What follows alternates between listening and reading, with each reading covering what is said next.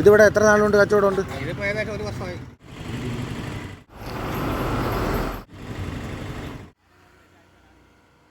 നമസ്കാരം സുഹൃത്തുക്കളെ, പുതിയൊരു വീഡിയോയിലേക്ക് സ്വാഗതം. ഞാനിപ്പോൾ നിൽക്കുന്നത് വിതുര കുപ്പം മേലെക്കുപ്പം ജംഗ്ഷനിലാണ്.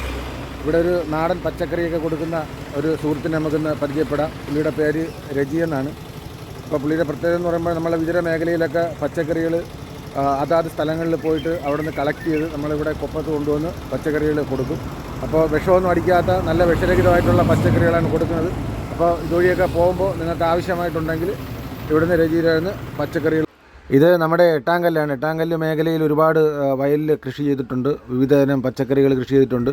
അപ്പോൾ ഇവിടെ ഇന്ന് രാവിലെ രജി വന്ന് ഇവിടെ നിന്ന് പച്ചക്കറി കളക്ട് ചെയ്തുകൊണ്ട് പോവുകയാണ്. അപ്പോൾ വാവ് അല്ലേ, കർക്കിടക വാവിനായിട്ട് അനുബന്ധിച്ച് കുറച്ച് കൂടുതൽ പച്ചക്കറികളിൽ നിന്ന് രജി എടുക്കുന്നുണ്ട്.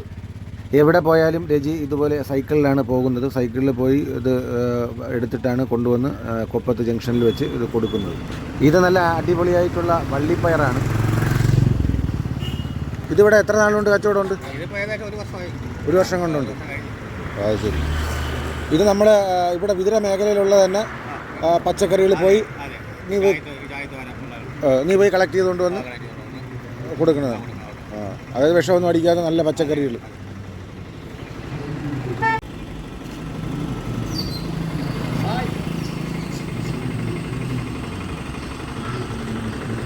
ഈ നാടൻ പച്ചക്കറികൾ നമ്മൾ കാണുമ്പോൾ തന്നെ നമുക്ക് അറിയാൻ സാധിക്കും. ഈ കാണുന്നത് രണ്ട് ഐറ്റമാണ്, കത്തിരിയുണ്ട് വഴുതലങ്ങയുണ്ട്.